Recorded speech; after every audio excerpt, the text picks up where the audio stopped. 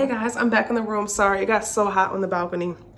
I literally was sweating, but I'm gonna just sit on my sofa for a little bit and answer more questions.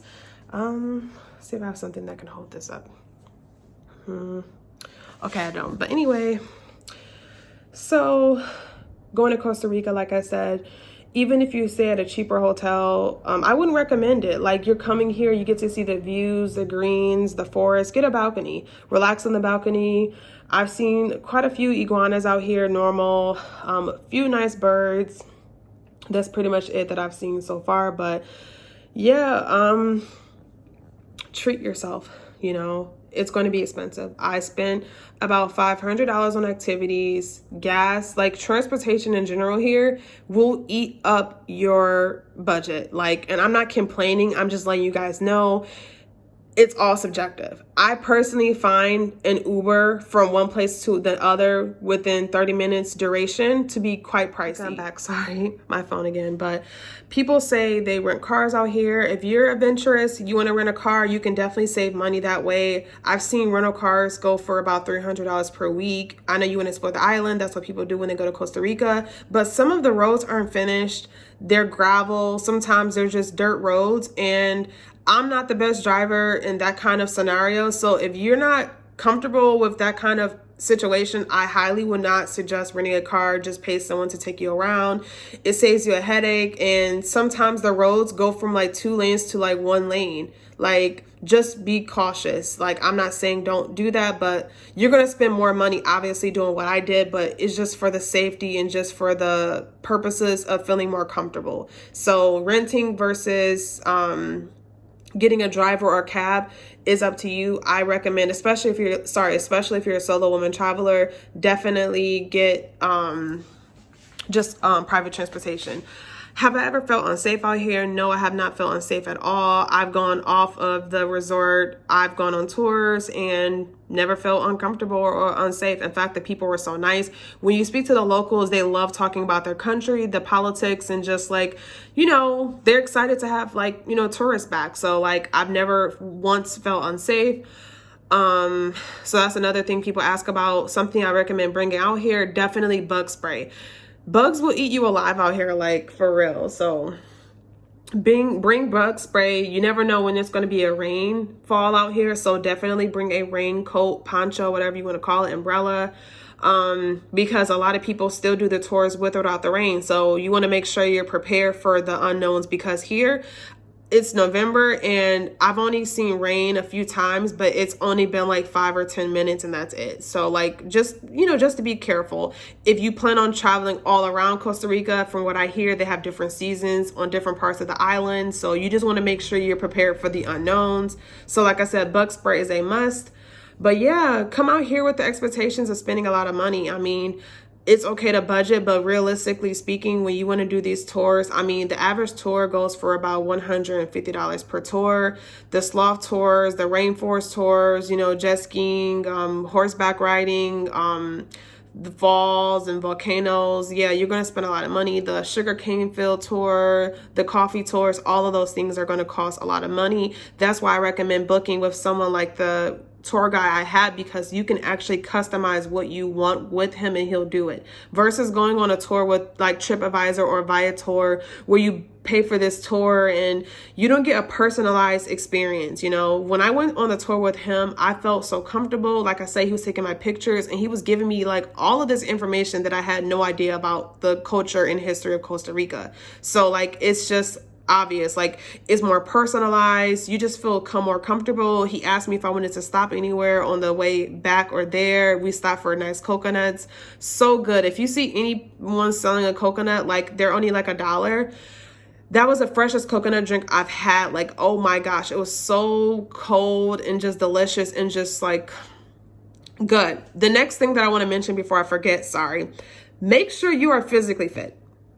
The tours look beautiful, but when you're physically doing it, walking down all of these paths, like you really need to be comfortable because it can be very tiring.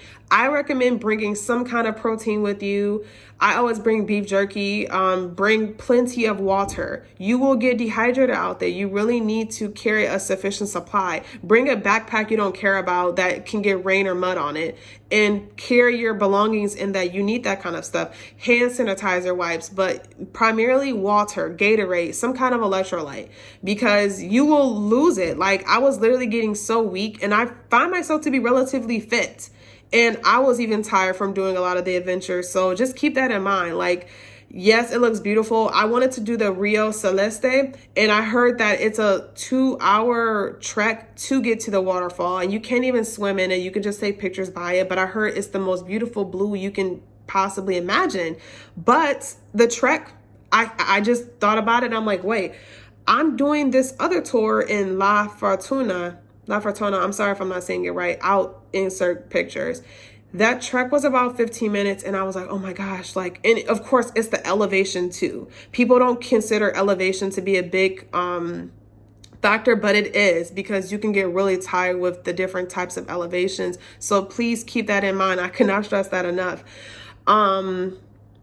That's something else I wanted to talk about. Like I said, the insurance, you need that in order to enter with the QR code. I recommend also a portable battery pack. Make sure you are packed and ready to go.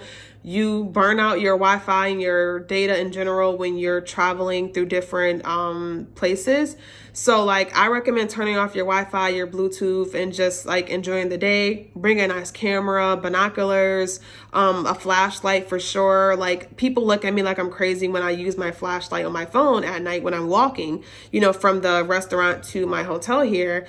And it's like, no, like, you don't know what's walking past. Like, I'm not paranoid, but I'm just very cautious because a lot of people get bit by snakes out here. And like, I'm not trying to get bit by a snake, and, you know, I'm just very cautious. So just keep that stuff in mind. Like, you definitely need a flashlight. The W did give me a flashlight. Secrets did not give a flashlight. So keep that in mind. Balcony.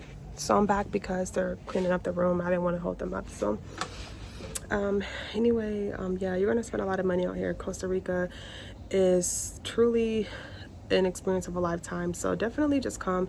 I know it can be quite pricey. I know some people who do backpacking and stay at hostels and they live more affordably, but as a solo woman traveler, I'm not really there yet. I like to stay at places that are like well known, places that I feel safer at. And I've seen a lot of solo people here. I didn't have my phone earlier, but when I was at the pool, plenty of solo people. So like, if you're a solo woman traveler, you definitely feel okay here because there's a lot of people here that are solo. So that's one thing. Like I said, completely beautiful island, very nice people, very great food. Well, the food I also recommend you do is try it from like the local places. My driver took me to a nice place, and it was honestly the best meal that I had here. I had really great food at the W, but it wasn't that authentic experience that you would get at like a local place. So, and of course, you're just helping the locals anyway, and they need help. So I like that concept as well. And yeah, as a solo woman traveler, you have to be very careful with, you know, the different places you go. Like here, not gonna lie, I heard a lot of mixed things about Costa Rica and the safety, but from what I hear, one of my drivers told me that a lot of the crime does come from like people who are illegal here. So I mean, if that gives you more clarity, I'm not sure if that's true, but that's just what he told me. But even still, I didn't feel unsafe, and you know, everything's secure. In order to even get in this facility, you have to have a room number to get on this, for this place and for the W. So like, you're gonna be safe. I can't say that about hostels or other places, but here you will be safe. You're gonna be okay. Like, no stress, nothing to worry about. But like I said, 90% of my budget unfortunately went to transportation.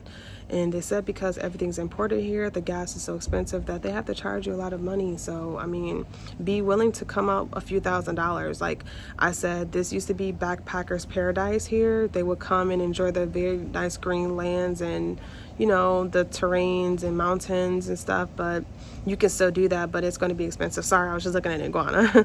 But you're gonna pay. It's not cheap at all. Like here, It's expensive, but I feel like it's worth every penny. Would I do it again? Absolutely. I would do it again. Like, no questions asked. Like, everyone here has been phenomenal. You know, no complaints as far as the overall people here. Got through the airport in like 5 minutes, very fast, no issues. Got through the airport. You know, I had private transportation booked beforehand, so I didn't have any issues with that. And one thing I will say about the beach vendors out here is that they're not aggressive. If you tell them no thank you, they'll leave you alone.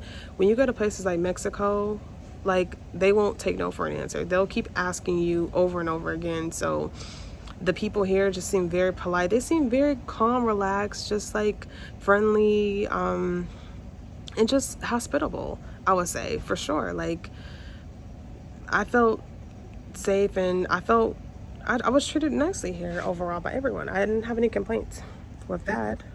See my balcony? Only thing I like the most about this place is my view and my balcony. But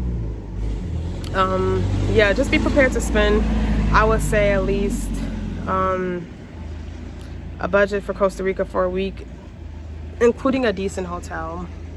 I would say about $2,000 US. So with that being said, also, oh yeah, if you want to go to Liberia, I heard the best time to go is between November and March. After that, it becomes a lot of rain and stuff like that. So I wanted to keep that in mind. But anyways, if you guys have any more other questions about Costa Rica, let me know. I'm going to end the vlog here because it is a bit loud. They're doing a lot of working and cleaning here, which is fine. And yeah, just to give you guys a summary, you need insurance in order to enter, of course, a passport. The insurance cost per day, which is about $7.